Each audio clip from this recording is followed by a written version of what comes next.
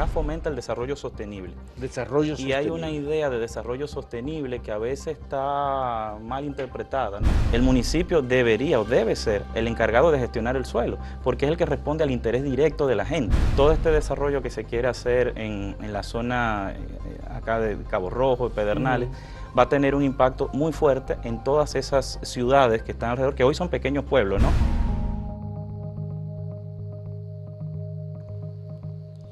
El multilateralismo tiene expresiones muy diversas y positivas, sobre todo cuando se trata de la cooperación económica para el desarrollo o el fomento de iniciativas vinculadas con el medio ambiente y los objetivos del cumplimiento de desarrollo del milenio.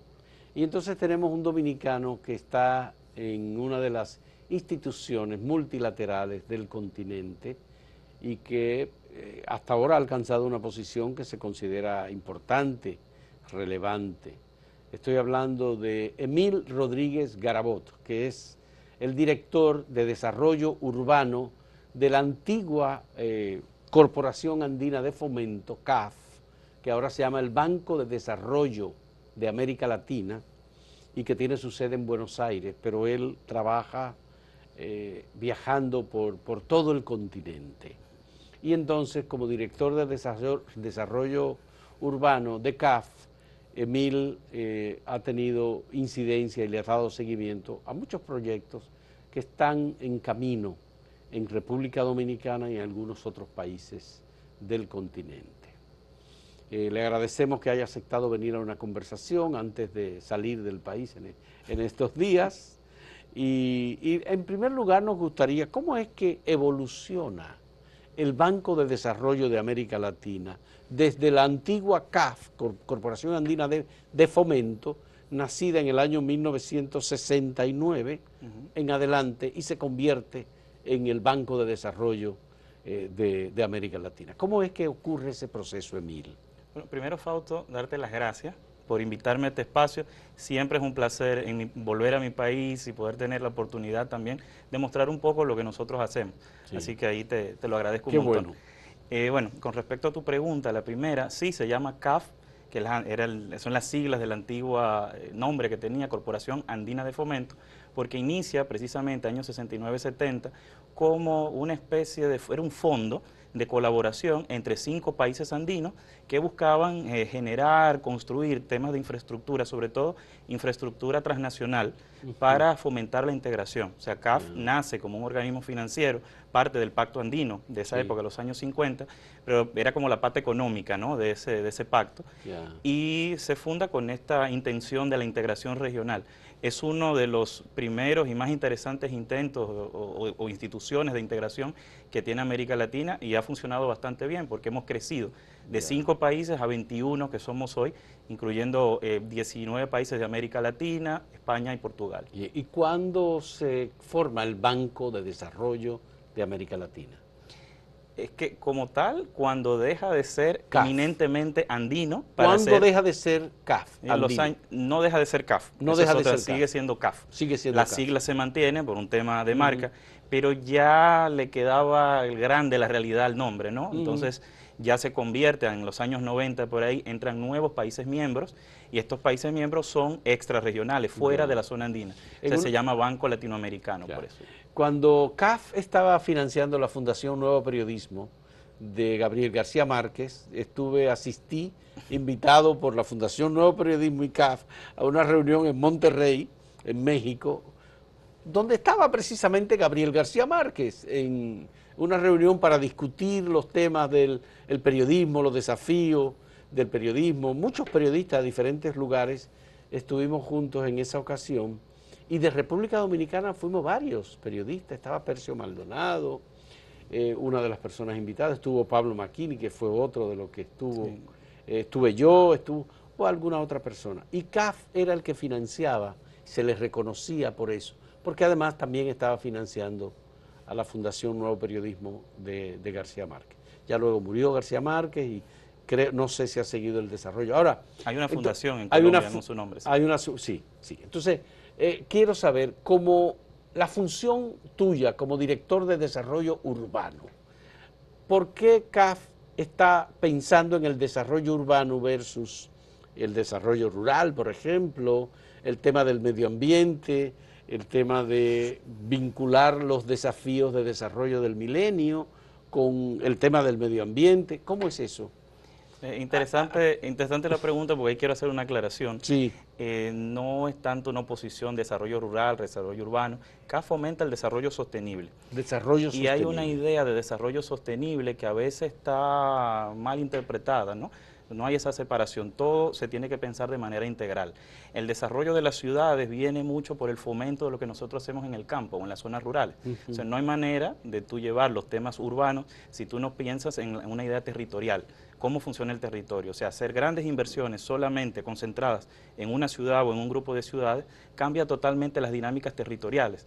O sea, hay que pensar de una forma más amplia y más integral. Entonces, la idea que nosotros tenemos de desarrollo urbano no descarta también la interrelación con las zonas rurales, con las otras inversiones necesarias que hay que hacer para descentralizar inclusive ¿no? el abordaje a la planeación, al planeamiento. Bien, entonces tu formación es como economista, como urbanista, ¿cuál es tu formación?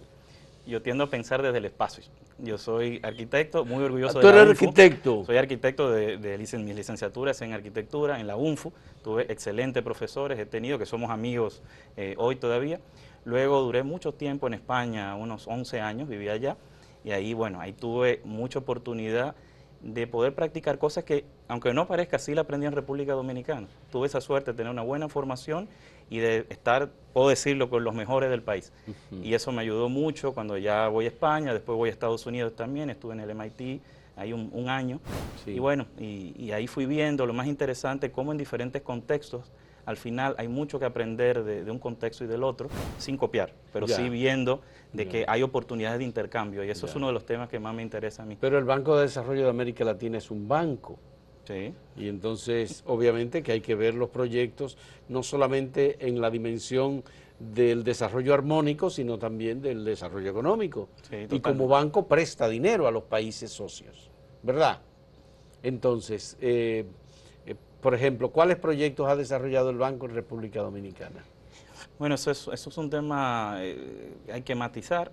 En República Dominicana nosotros, República Dominicana es un miembro desde el año 2006, en el gobierno del doctor Fernández en su momento, sí. Y bueno, ha seguido siendo miembro, pero no tiene una categoría de membresía que le facilitaba tener grandes operaciones con CAS. Exactamente. Sí. Sí. ¿Puede girar por fondos del Banco de Desarrollo?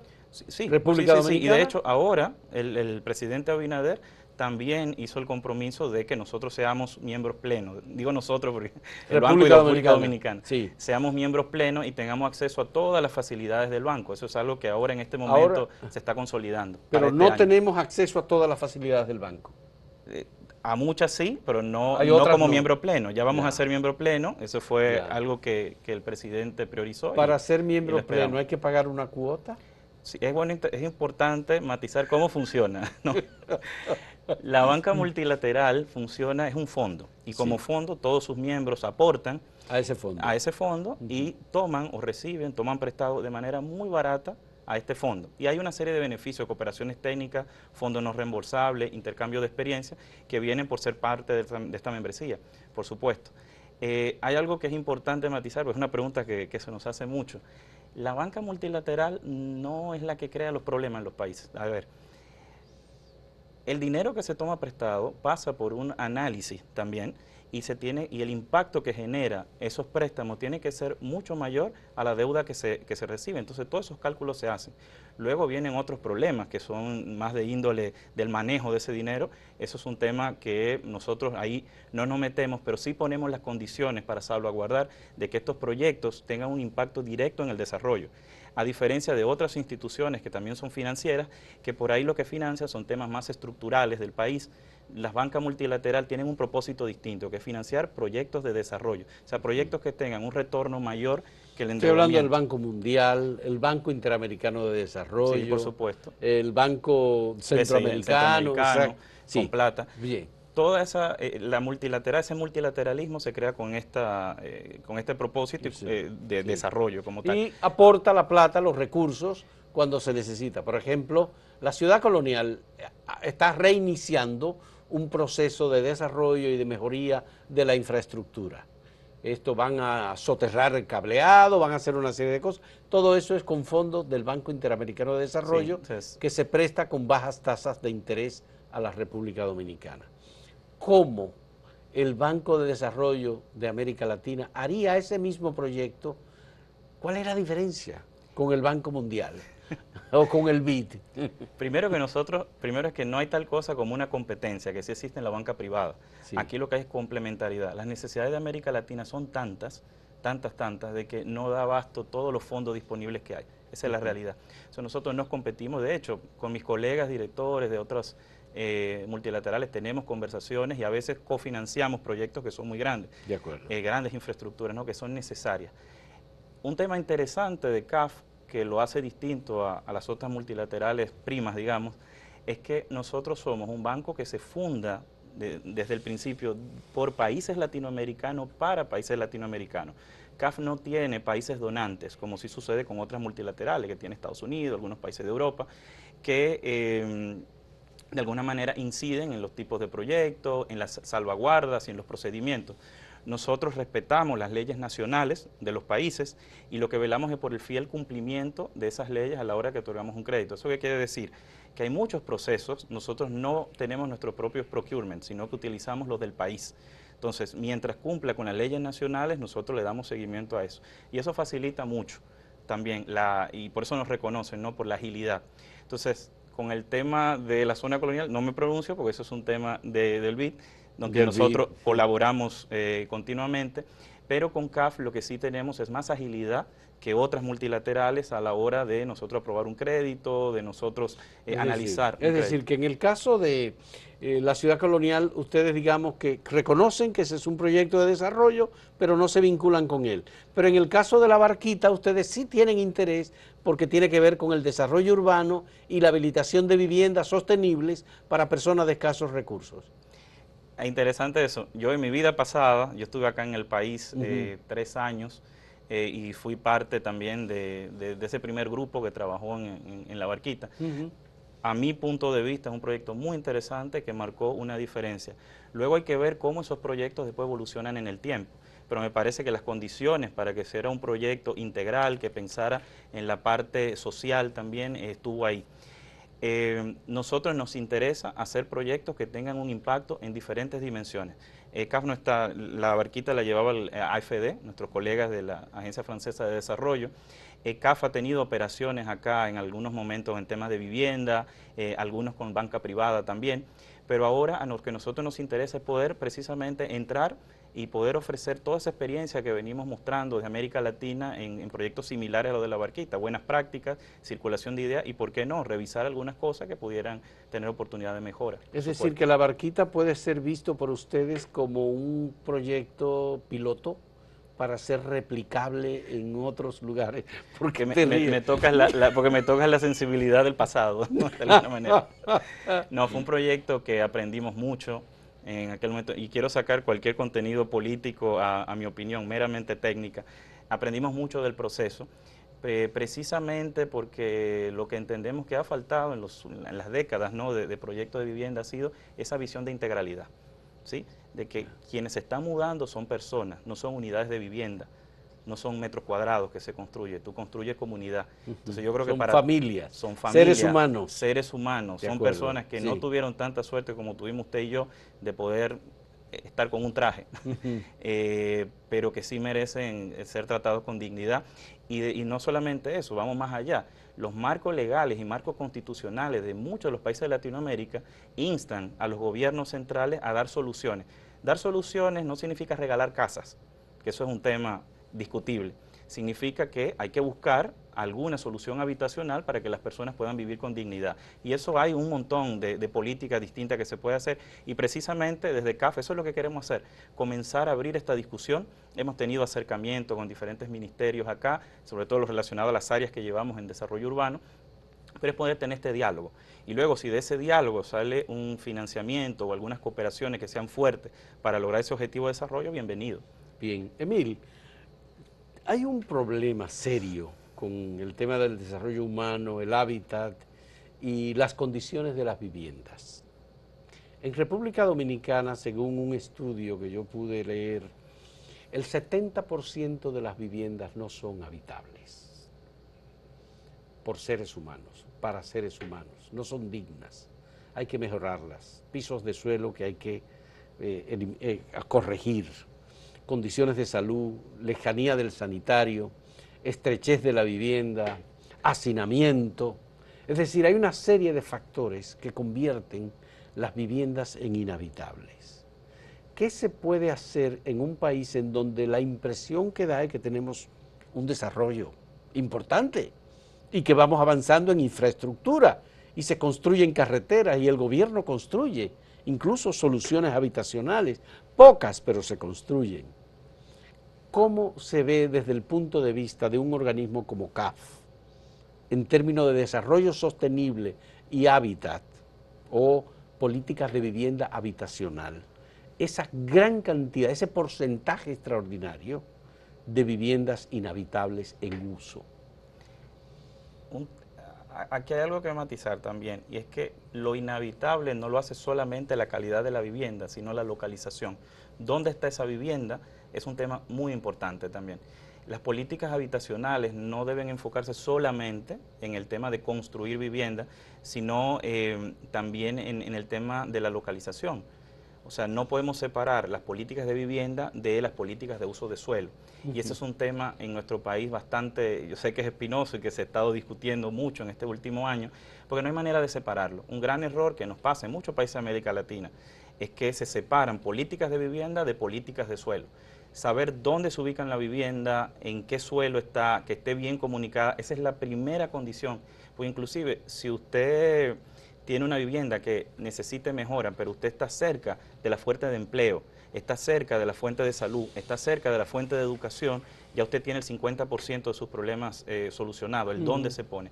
Entonces yo creo que en nuestro país eso es un tema también a trabajar, que tiene oportunidad de mejora y nos gustaría poder ser parte de eso también, cómo mezclar estos temas sectoriales con una política de suelo mucho más amplia. El gobierno o el Estado en general debía desarrollar políticas habitacionales de construcción de viviendas de bajo costo en lugares adecuados. Sí. ¿Tú crees que por ahí debe ser el énfasis? Todos los gobiernos deben hacer, totalmente. Lo que se está haciendo en República Dominicana. Por ejemplo, este gobierno tiene una política de desarrollo de soluciones habitacionales, de viviendas, pero se construyen viviendas en concreto.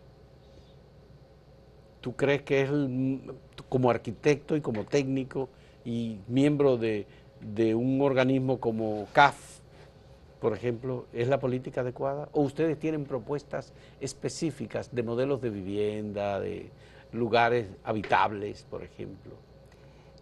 A ver, algo que me parece muy positivo que ha hecho esta gestión es crear un Ministerio de la Vivienda. Eso me parece interesante. ¿Por qué me parece interesante? Porque se le está dando un peso al tema vivienda, al tema habitacional, que de nuevo, lo habitacional va más allá de la vivienda. Hablamos de la vivienda como si fuera un objeto que está en el espacio, pero no, es parte de la composición de la ciudad. Tenemos que enfocarnos en hacer ciudad, eso es lo importante, hacer ciudad. Luego la vivienda es un componente de esa ciudad. Nosotros no vivimos solo en la casa, es muy importante, pero no el único de los problemas que tienen los ciudadanos. Entonces a mí me parece acertado, a título personal, me parece acertado tener un Ministerio de la Vivienda, el poder tenerlo a ese nivel, el que pueda tener más presupuesto para ese tema, porque es un déficit bastante importante. Hay un estudio de CAF, inclusive, que acaba de salir ahora y lo pueden ver en internet, que habla sobre la movilidad social y cómo el barrio donde tú naces determina tu futuro, en términos estadísticos, ¿no? No vamos a casos individuales. Eso se lo recomiendo aquí al público, de que revisen la cioteca.com de CAF y puedan ver estos estudios, porque habla precisamente sobre eso, cómo, según las estadísticas, cuando el lugar donde tú naces determina muchos aspectos de tu vida de manera multidimensional. Entonces es bueno enfocarnos en esa parte del uso de suelo. Y yo sí creo que se han dado grandes avances en República Dominicana. La solución está lista, no está lista en ningún país. En ningún país está solucionado el problema. De hecho, uno de cada el 30%, 33% de la población a nivel mundial, sobre todo en América Latina, vive en viviendas inadecuadas. pero por inadecuado no es solamente que el techo sea de zinc y el piso de tierra, es que no esté bien conectada, que no esté bien comunicada y que no tenga acceso a las oportunidades de la ciudad.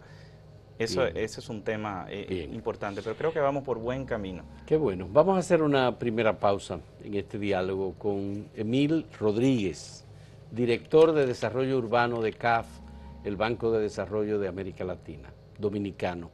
En un momento retornamos.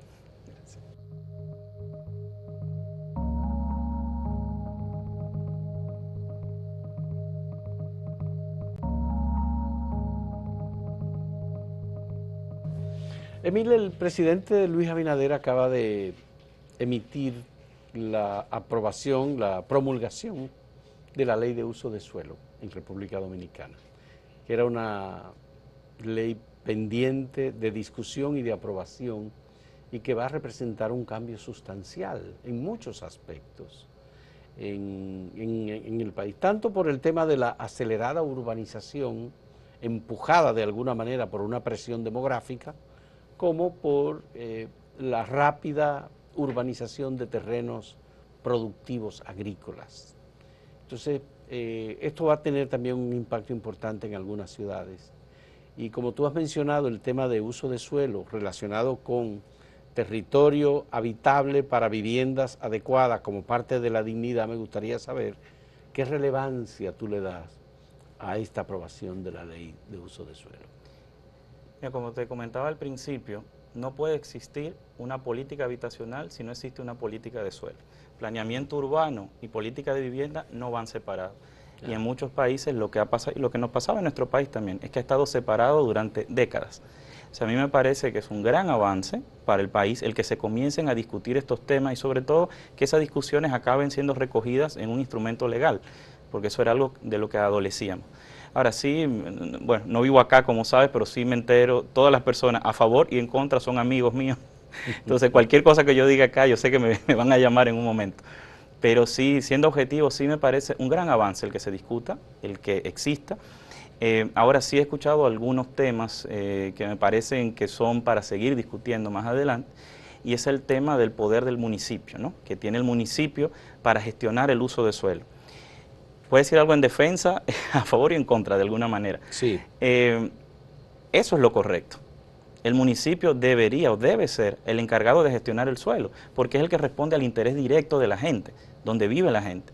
Cada vez que va subiendo de nivel se comienza a volver más abstracta la política, comienza a ver menos las necesidades de las personas. Si el uso de suelo está enfocado en lo cotidiano, me parece muy importante eso, que sea el municipio que tenga la fuerza. Ahora, ¿qué pasa en nuestro país? En nuestro país hay mucha debilidad municipal. Si bien teníamos la ley esta de descentralización, la ley de municipios, 17607, que le otorgaba muchas competencias nuevas a los municipios hace ya más de una década, hay un tema de capacidad de los municipios de poder gestionar ese uso de suelo. Entonces, una ley como esta debe venir acompañada de un fortalecimiento institucional importante. Y ahí vamos en los temas de catastro. El catastro municipal, ¿cómo funciona? El tema de las capacidades de las personas que están ahí, de los funcionarios. Tienen la capacidad de gestionar este suelo. No quiero hablar de los temas de corrupción o no, eso es un tema muy específico de algunos sitios, pero todos estos temas son importantes de tratar. Entonces, eso me parece a mí que es algo para seguir discutiendo todavía. Ya tenemos precedentes de otros modelos en donde mucha fuerza al municipio acaba debilitando la gestión si el municipio no está preparado. Pero lo correcto es que el municipio sea el ente encargado de gestionar el suelo. Pero ese municipio debe de estar preparado para eso. Entonces ahí tenemos como una especie de paradoja en este momento respecto a República Dominicana. Yo invertiría más en capacitar a los municipios y dotarlos de instrumentos para que en pocos años puedan ser efectivamente los gestores del suelo. Sí, claro, el municipio se nutre, por supuesto, no solamente de los de vocación municipalista, sino de los de vocación política. Y entonces la política está ahí, los partidos están ahí, la política las alcaldías está en todo, están ahí. Ese es un tema realmente complejo. Pero eso no quita que había la necesidad de establecer una ley de uso de suelo en República Dominicana. Te agradezco. Sí. Y si me permites, agregaría algo más todavía que en favor de eso, y es que el tema de la gobernanza del suelo. O sea, los municipios, si bien tienen competencia o deberían llegar a tener todas las competencias para gestionar el suelo, tienen que estar amparados de un marco normativo general.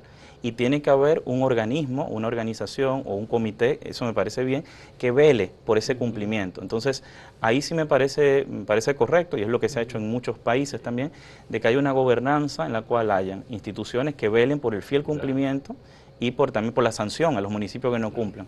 Bueno, los municipios también tienen depredadores voraces. Tremendo. Que lo destruyen todo también. No solamente desde arriba, sino también desde el municipio.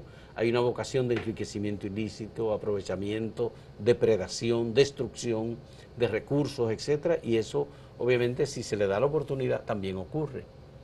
Claro que hay que establecer controles y sanciones. Totalmente. Y si no hay sanciones contra los depredadores y los defraudadores del patrimonio público municipal, por supuesto que también eso se va a destruir, porque hemos tenido bastante experiencia en ese sentido. Es que el planeamiento urbano no está fuera de la ley. El planeamiento urbano es la ley. Es un gráfico, es una serie de normativas, es una serie de mapas de cumplimiento de la ley. Ya. O sea, al final no está fuera de ley. Por eso es que cuando yo digo, cuando mencionaba de que las políticas de vivienda deben de ir en paralelo con una política de suelo, es precisamente porque las políticas de vivienda tienen que circunscribirse a los marcos legales para conseguir ese desarrollo sostenible.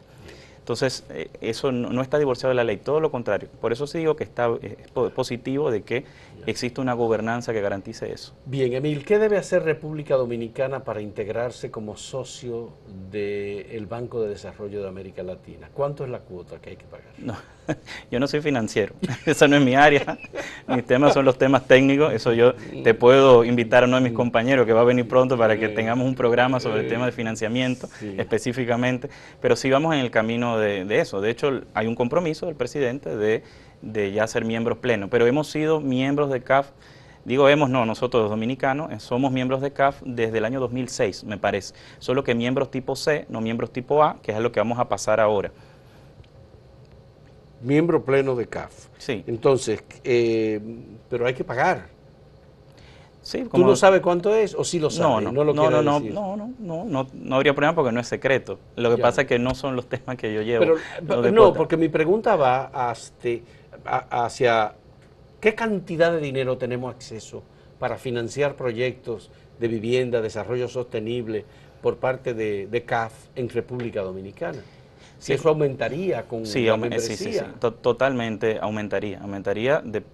Porque de nuevo, los fondos que tú inviertes, tú los recuperas con creces, de alguna manera lo puedes tomar prestado con creces, o sea, 3, 4 veces más de lo que pones, pero a una tasa muy baja. Aquí el tema está hay países que toman más, otros toman menos, pero hay un cupo limitado, eso con todas las bancas multilateral, hay un cupo limitado anual que en nuestro país todavía no sabemos cuánto va a ser porque falta de que se formalice ese proceso. Ya, y si formalizamos ese proceso... Puede preguntarle al ministro de Hacienda también, en todo caso. Si participamos y formalizamos ese proceso, vamos a tener acceso a que CAF designe más funcionarios dominicanos en su staff burocrático. Ha estado creciendo la cantidad de personas, hay pocos. Pero de 800 funcionarios y empleados, creo que República Dominicana solamente tiene 3. Tú eres uno de ellos. Sí, esa es la idea, precisamente. Pero de nuevo, hay que ver la génesis de CAF, es un organismo con identidad latinoamericana ahora, pero inició andino. O sea, la mayor parte de mis colegas son más suramericanos, pero sí, a medida que ha ido creciendo el banco y se ha ido expandiendo, se han ido integrando esa diversidad. De hecho, la gestión actual, que cambió el año pasado, está muy enfocada en esa integración también, hablo ya a nivel de diversidad dentro de la misma institución, y estos nuevos funcionarios, de hecho, ha cambiado ahora, ¿no? En los últimos años se han incorporado nuevas personas del Caribe, El Salvador acaba de entrar hace menos de un año, Honduras acaba de entrar ahora hace menos de un año, o sea, hay una expansión hacia el norte, ¿no? No concentrado solo en Sudamérica. ¿Quién está presidiendo en este momento CAF? El presidente, nuestro jefe, es Sergio Díaz Granado, es colombiano. Sergio Díaz Granado, él fue ministro de Industria, Comercio y Turismo en su momento. Y hay un tema interesante con su nueva gestión y es el enfoque del banco. CAF quiere convertirse, o estamos en proceso de convertirnos en el Banco Verde de América Latina, que eso es un punto diferencial. O sea, cuando me hablabas de desarrollo urbano, cuando me hablabas de desarrollo sostenible, nosotros estamos enfocados en esa transformación, en ser el Banco Verde. De hecho, se quieren destinar unos 25.000 millones de dólares en los próximos 5 años precisamente a fomentar proyectos verdes. Y con verde nos referimos a sostenibles en el sentido amplio del término, ¿no? En temas sociales, en temas ambientales. Hay un énfasis muy grande ahora en esa parte y es lo que nosotros estamos trabajando desde desarrollo urbano también. Esa visión territorial, pero con énfasis en la parte ambiental. Me gustaría identificar rápidamente, tanto como te sea posible, algunos proyectos en los que ustedes han participado en la República Dominicana, como CAF, Banco de Desarrollo de América Latina. Sí, en República Dominicana, como te comentaba, hemos tenido algunos proyectos de vivienda, se han hecho. Nuestra actividad no ha sido muy grande en proyectos de inversión, más con banca privada, de momento, porque no hemos formalizado todavía la membresía plena, pero un tema muy importante que creo que es crítico para República Dominicana es el tema del agua. Nosotros hemos trabajado, hemos financiado con fondos no reembolsables muchas cooperaciones técnicas al país en el tema de agua. Con el INDRI, tuvimos un préstamo ahora con la CAS, bastante importante, creo que se firmó el año pasado, con el INDRI también, como te comentaba. El tema del agua es uno de los temas estructurales, de las infraestructuras más importantes que nosotros financiamos en la región, y ahí CAF está presente en República Dominicana. Y la verdad, ese es un punto importante. No podemos hablar de desarrollo ni urbano ni rural si no tenemos agua. Ya, sé que probablemente no tiene mucho que ver contigo, pero he visto que CAF también está financiando proyectos de carácter turístico y República Dominicana es, digamos, el país de mayor desarrollo turístico de la región. ¿Ustedes han financiado algún tipo de proyecto aquí para el área turística? Con financiamiento tenemos créditos reembolsables y no reembolsables. En los no reembolsables, que es cooperación técnica, sí, tenemos un acercamiento y hemos tenido con el Ministerio de Medio Ambiente, con el Ministerio de Turismo. De hecho, acabamos de hacer hace unos 4 meses un evento muy importante, muy grande acá de concientización sobre el tema de las biodiversidades, que son ciudades que a través del planeamiento urbano buscan preservar la diversidad biológica. Y el Ministerio de Turismo estuvo presente también porque hay toda una línea de trabajo que busca en las zonas turísticas también incorporar estos temas ambientales, y nos dio mucho gusto poder trabajar con ellos. Sí, turismo, de hecho, y eso es importante, es uno de los temas que con esta nueva gestión se va a fomentar más, sobre todo el tema de turismo sostenible. El tema del... Ahí iba, porque acabo de ver que la CAF lleva a FITUR una propuesta de turismo sostenible. Exactamente. Para desarrollar o presentarlas para iniciativas que puedan desarrollarse en los países de América Latina. ¿Cómo es eso?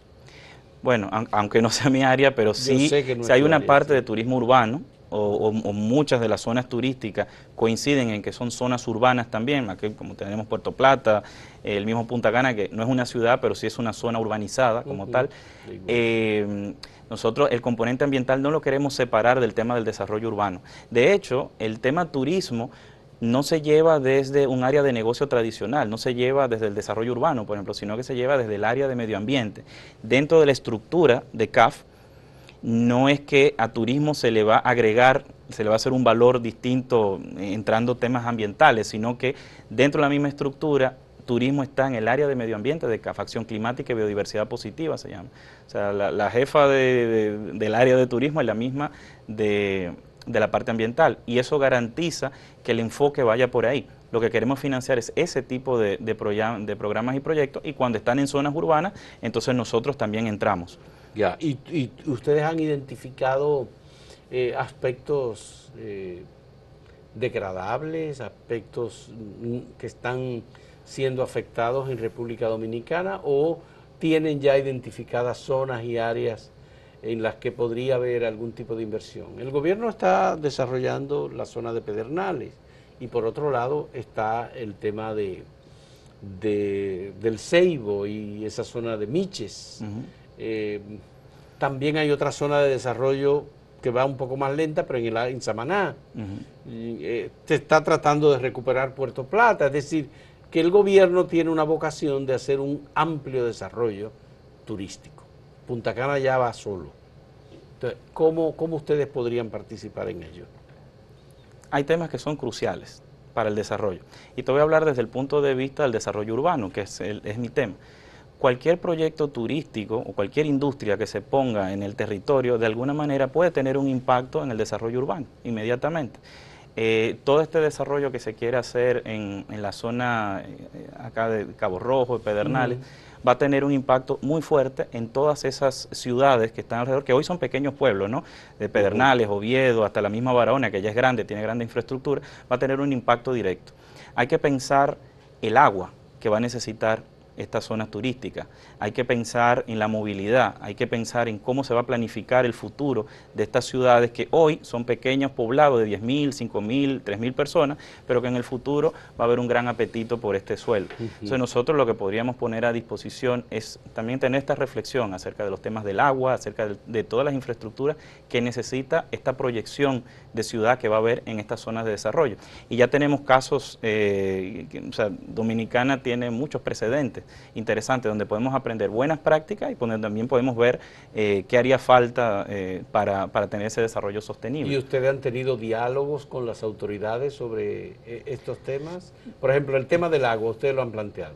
Yo sé que el gobierno tiene un equipo de gente que está trabajando con el tema del agua, hay unos asesores, hay una política, una ley nueva de agua, pero ustedes han dialogado sobre la necesidad de vincular eso con la biodiversidad, como ustedes le llamaron, me dijiste. Biodiversidades. Biodiversidades.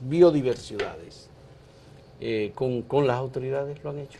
Las conversaciones que hemos tenido han sido muy receptivas y como te decía, sí hay un interés genuino de trabajar con estos temas, por lo menos en el área de desarrollo urbano, que es lo que yo llevo, lo que manejo, ¿no? Pero, de nuevo, nosotros no hemos tenido solicitudes formales todavía para estos temas urbanos, sí queremos comenzar a entrar y por supuesto, nosotros vamos a dar todo el apoyo que sea necesario para que los proyectos salgan de la mejor manera posible y que tengan un impacto positivo en la parte ambiental. ¿Cómo se vinculan ustedes con el Ministerio de Economía, Planificación y Desarrollo cuando hacen esos estudios y lanzan como el estudio que tú me acabas de informar? ¿Cuál? Tú me acabas de informar que hay un estudio sobre el tema de vivienda, por ejemplo. El de movilidad generacional. Movilidad intergeneracional. Intergeneracional. Sí. ¿Cómo ustedes obtienen la información de República Dominicana, la procesan? ¿Tienen que consultar antes con el gobierno dominicano para darlo a conocer esos estudios? No, porque hay muchas fuentes oficiales de información, se trabaja con fuentes oficiales. ¿Ustedes trabajan solo con las fuentes oficiales? Fuentes oficiales en algunos, y hay consultores también que son locales también que le dan información. Eso se lleva desde la vicepresidencia de conocimiento, hay una vicepresidencia que se encarga de los temas de conocimiento y son los que hacen cierto tipo de publicaciones, ¿no? Anualmente. Nosotros hacemos el informe regional de economía y desarrollo que se llama RED y cada año se elige un tema troncal importante para el desarrollo de la región y se toman datos, pero datos oficiales, porque tampoco se puede trabajar con especulaciones, hay que trabajar con los datos que los países reportan. Y por supuesto, también esos datos a veces se comprueban también con consultorías puntuales en los países. Eso va por otra área, pero igual nosotros nos nutrimos del trabajo que hacen nuestros colegas de otras áreas a la hora que vamos a sacar algunas ideas o vamos a hacer algún financiamiento, por supuesto. Ya. Nosotros tuvimos en República Dominicana, en la pasada administración, un proyecto de fideicomiso para viviendas de bajo costo, con el Estado aportando los terrenos, y eso ha continuado. Y el gobierno ha querido replicar lo de los fideicomisos para otros proyectos, incluyendo el fideicomiso Pro Pedernales y otros fideicomisos que están en vía de desarrollo como Punta Catalina, otros, etc. ¿Tú te has encontrado en los viajes, visitas, contactos en otros países con proyectos de fideicomisos que estén siendo desarrollados por el Estado que no impliquen algún cambio o alguna cesión de la soberanía de la propiedad del Estado al sector privado? Primero es que los fideicomisos no son proyectos, como tú bien decías, los fideicomisos son instrumentos financieros para financiar, una modalidad de financiación que de nuevo no es mi tema, pero sí me voy a aventurar a comentarte esto. Nosotros sí, por supuesto, como instrumento financiero lo hemos visto en muchos países. Están presentes. Están presentes, lo que siempre hay un marco legal que regula esta interacción, este relacionamiento de los diferentes actores que participan en un fideicomiso. Entonces, sí lo hemos visto, por supuesto. Ahora, el tema está cuál es el propósito del fideicomiso, porque al final es un instrumento. Instrumentos pueden ser muchos, un crédito, un regalo, o sea, un fideicomiso, hay muchos instrumentos. El tema es cuál es la finalidad. Ahí, entonces, ahí habría que ver caso por caso. Nosotros sí hemos visto casos exitosos de fideicomiso en algunos países, para vivienda social, por ejemplo, para diferentes temas, no solamente en República, o sea, no es algo que solo se haga en República Dominicana, es un instrumento. Y me parece que mientras más diversidad haya y si el sector privado también puede participar, eso no es negativo dentro del todo. El tema está en cómo lo regulamos. Aquí siempre el tema es el cómo se hace. Y que todo debe estar en el marco de la ley. Porque lo que está fuera de la ley es lo que, y ahí hablo yo más como ciudadano dominicano, es lo que no procede. Pero si todas las normas están claras, si sabemos cuál es el riesgo que toma el sector privado, si está claro qué es lo que pone el gobierno, es un instrumento más. El tema es cuál es la finalidad del instrumento. Entonces, no castiguemos a los instrumentos, castiguemos la finalidad que tienen los instrumentos y que los marcos legales para que esos instrumentos funcionen sean los adecuados. Y ahí sí me parece que ustedes, los periodistas, tienen una gran responsabilidad con eso, con dar el seguimiento, no al instrumento, sino al cómo los instrumentos se implementan. Bien, vamos a hacer una última pausa en este diálogo con Emil Rodríguez, director de Desarrollo Urbano del Banco de Desarrollo de América Latina. Volvemos en un momento.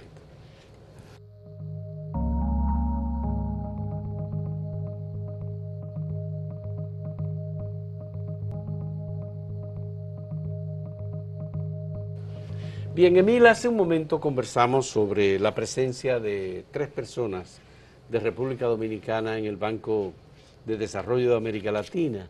Tú eres uno como director de Desarrollo Urbano de esta institución. Próximamente nosotros nos vamos a sumar un poco más porque seremos miembros con derecho pleno en el banco. Me gustaría saber en qué posición, qué lugar ocupan los otros 2 dominicanos que tú has ubicado en el banco. ¿Dónde están? ¿Quiénes son? Bueno, a ver, aparte de mí también en la dirección, también hay 2 personas más de origen dominicano. Julio César, que es un asesor senior nuestro, con los temas relacionales con República Dominicana. Julio César Valentín. Julio César Valentín, sí, él es asesor nuestro. Él es asesor. Sí, asesor de CAF en los temas con República Dominicana y Centroamérica. En los temas de Centroamérica, sí, una persona muy cordial con la que tenemos muy buena comunicación. Y también tenemos en la oficina de España, está Raquel. En España. Sí, en la oficina de España, Raquelita Martínez. Raquel Martínez. Sí, que esa es la jefa ya, porque esa es la que resuelve todas las cosas, que nos ayuda en la parte administrativa en las oficinas de Madrid. En las oficinas de Madrid. Sí. Ya. Pero es como una gerente, ¿no? No, ella es la encargada administrativa. La encargada parte administrativa. Sí, de allá también. Pero entonces son 3 posiciones, 3 posiciones importantes. Muy importante. Debe haber algún otro dominicano entonces en la lista de personas. Dentro de CAF, de momento no, pero como te comentaba antes, el interés de nuestro presidente, ahora en esta nueva gestión, de Sergio Díaz Granado, es precisamente fomentar la diversidad dentro de la institución. Que siempre la hemos tenido, pero ahora que sea más representativa de la gran variedad de países que hay. Ha estado muy concentrada quizás en los países andinos por el origen que tiene CAF, pero ahora con esta expansión hacia Centroamérica, el Caribe, la idea es que haya más presencia. ¿Y cómo España y Portugal se integran a CAF? Sí, ellos se integraron hace unos años precisamente por los vínculos comerciales que tiene España y Portugal con América. Sí, por supuesto, sí. De hecho hay una oficina allá y de hecho es interesante porque muchos de los fondos europeos que a veces no se le dan directamente a los países, pasan por CAF como agencia implementadora, que eso es un tema importante. Aparte de los recursos propios que tiene CAF, a CAF, digamos, algunas instituciones y países le confían sus fondos de cooperación técnica o algunos fondos para que CAF, con la estructura técnica que tiene, entre ellas la de nuestra dirección, puedan implementar en los países el uso de estos fondos de cooperación que a veces que no son reembolsables. CAF, por ejemplo, es agencia implementadora del GCF, del Fondo Verde, del Fondo de Adaptación Climática, algunos fondos de países también.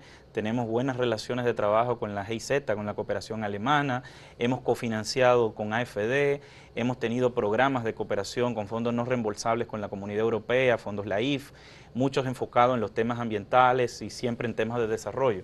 Pero CAF funciona también así, ¿no? Porque tenemos una estructura técnica sólida que está presente en toda la región y muchos países, muchos de estos fondos no tienen esa facilidad. Entonces, a la hora de poder implementar estos fondos y de repartir estos fondos o de ayudar a los países a que accedan a estos fondos, pues nosotros tenemos la estructura y ahí tenemos una especie de convenio. ¿Y con quién directamente tienen ustedes la relación en el gobierno? ¿Con el Ministerio de Hacienda? Hacienda. Hacienda es el Sí, ministerio. sí. Todas las multilaterales. Y eso funciona así en todos los países. O son los ministerios de Hacienda o los ministerios de Economía. Depende del país, ¿no? De la estructura que ¿Cómo tenga. llegan al Banco de Desarrollo de América Latina las necesidades de financiamiento del gobierno dominicano? A través de Hacienda. Por vía del Ministerio de Sí, Hacienda. sí, sí. Ellos son los que priorizan, no solamente con nosotros, sino con las multilaterales en general, qué necesita financiamiento externo y qué necesita o qué es sujeto de financiamiento con presupuesto nacional. El gobierno dominicano no tiene nadie designado para representarlo, por ejemplo, en alguno de los órganos de CAF. Es que es distinto. Como pasa con el BID o como pasa... No. Es distinto, y eso era lo que le explicaba Fausto de la gobernanza de CAF, que es distinto. Nosotros no tenemos países donantes, nosotros los representantes directos en el directorio de CAF son los ministros de Hacienda o los ministros de Economía, depende del país, como te decía. O sea, la relación es directamente con los ministros. A veces designa a alguien que vaya, pero el titular son los ministros de Hacienda o ministros de Economía. Entonces, en el caso nuestro con CAF, es el ministro de Hacienda. Sí. El que asiste a las reuniones. Entonces, los ministros de Hacienda... O a quien delega. ¿O a quien delega? Los de todos los países de CAF, de los 20, bueno, no de los 21, porque los países miembros C están representados, tienen menos representación, pero digamos, hay una representación de los diferentes ministerios de Hacienda. ¿Eso qué quiere decir?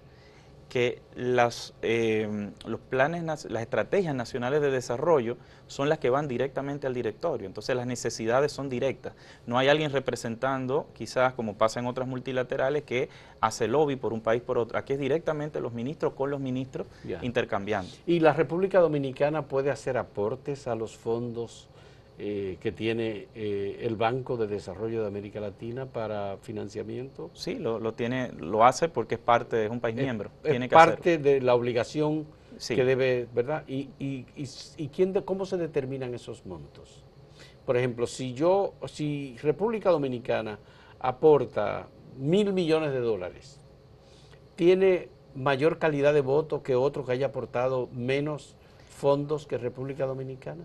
Sí, esto es interesante y el público, si quiere también, pues esto es muy transparente, lo puede ver en la página web de CAF.com. A ver, como te decía, hay diferentes tipos de membresía. Hay membresía C, membresía B y membresía A. La membresía C es la que hace menor aporte y por lo tanto tiene menor retorno, menor uso. Es cuando tú compras un ticket aéreo que tú puedes comprar en clase económica o en clase ejecutiva. Pero vas a llegar como quieras, es lo importante. Vas a llegar al destino, que es lo que nosotros queremos. O sea, uno va sentado adelante, otro atrás. Pero hay una decisión de pasar a primera clase. Para la República Dominicana, para poder acceder a los fondos que tiene CAF, obviamente hay una limitación. República Dominicana no puede acceder a la cantidad de fondos que necesita, sino que tiene que acceder a un monto limitado. Pero eso igual si fuera A. O sea, hay montos limitados para todo. El tema es que el límite puede variar en función del aporte. Eso es así para todos los países. O sea, vas a tener países que son miembro A, que tienen un mayor aporte y tienen pueden obtener mayor crédito. Ahora, nosotros sí estamos presentes con cooperaciones técnicas, los fondos de terceros, y hay créditos también, solamente que, como decía, el cupo por país anual es distinto que si fuera miembro pleno.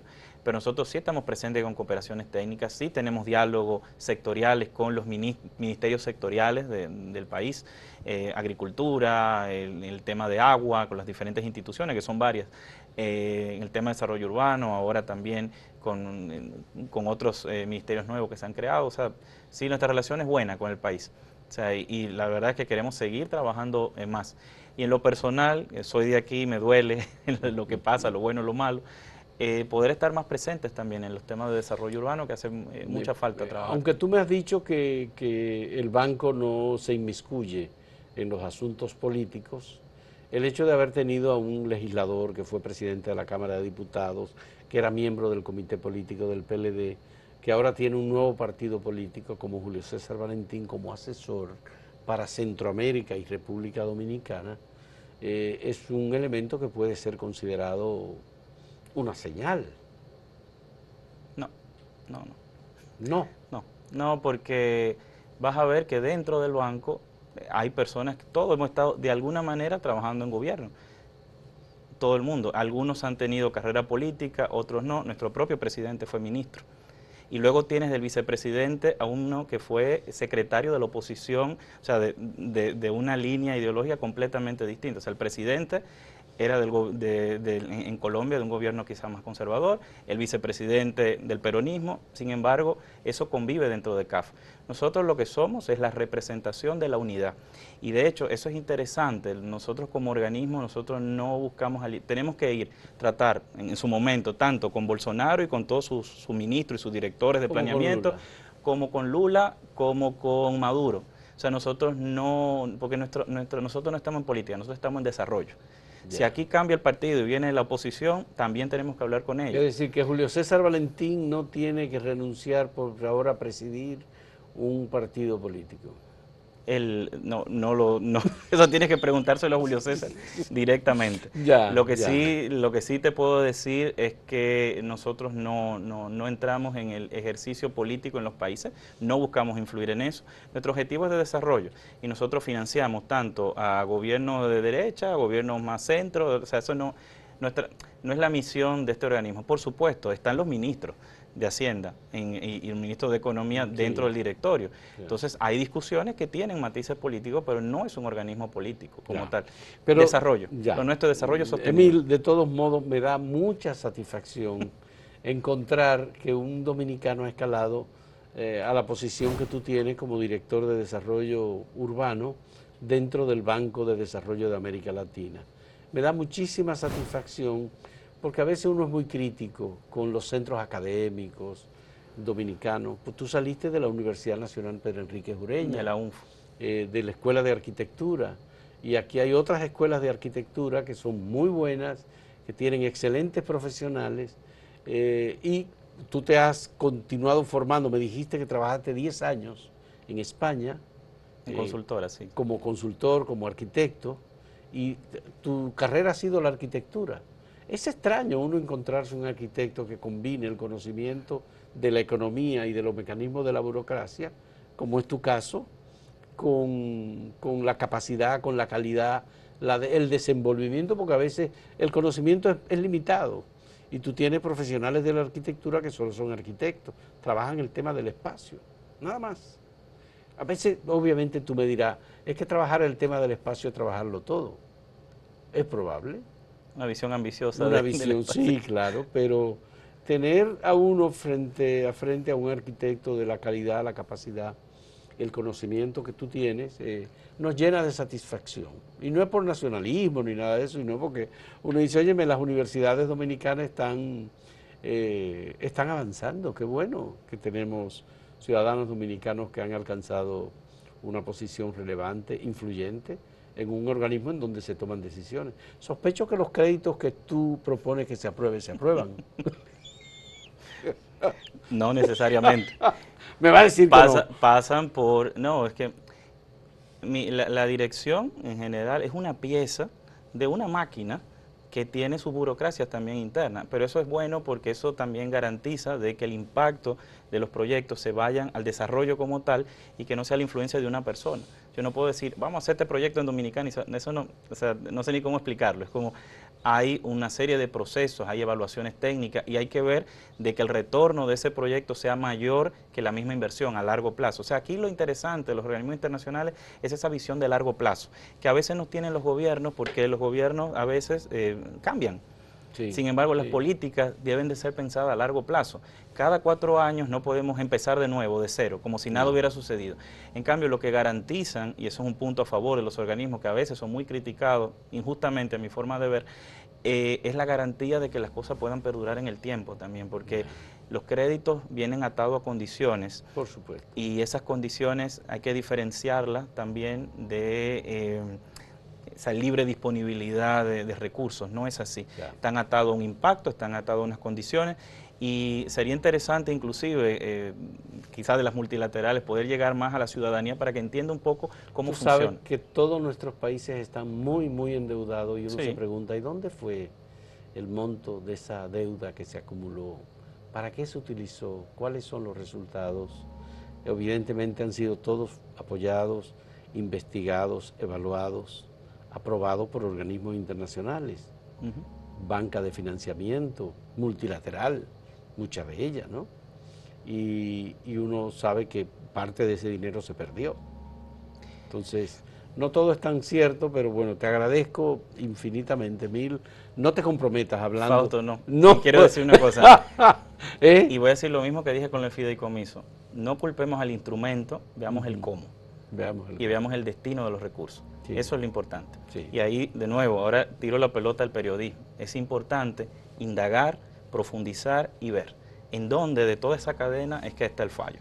Sí. Pero te digo porque me ha tocado ver muchas cosas, en gobierno de un lado, del otro, en estos 7 años que tengo acá, y es que el problema no es el instrumento está hecho para funcionar. El tema es en qué parte de esa cadena las cosas se rompen o no se rompen. Sí. Entonces, sí creo que podemos tener un buen impacto si todo se cumple tal cual se piensa. Qué bueno. Gracias a Emil Rodríguez, director de Desarrollo Urbano del Banco de Desarrollo de América Latina, antigua CAF, Corporación Andina de Fomento, por esta conversación, por darnos todos estos datos, informaciones y por anunciarnos que próximamente República Dominicana pasará a primera clase en ese avión de la CAF. Muchas gracias. Y agradezco a Mil, además de agradecerle a ustedes por la compañía en este diálogo. Hasta luego.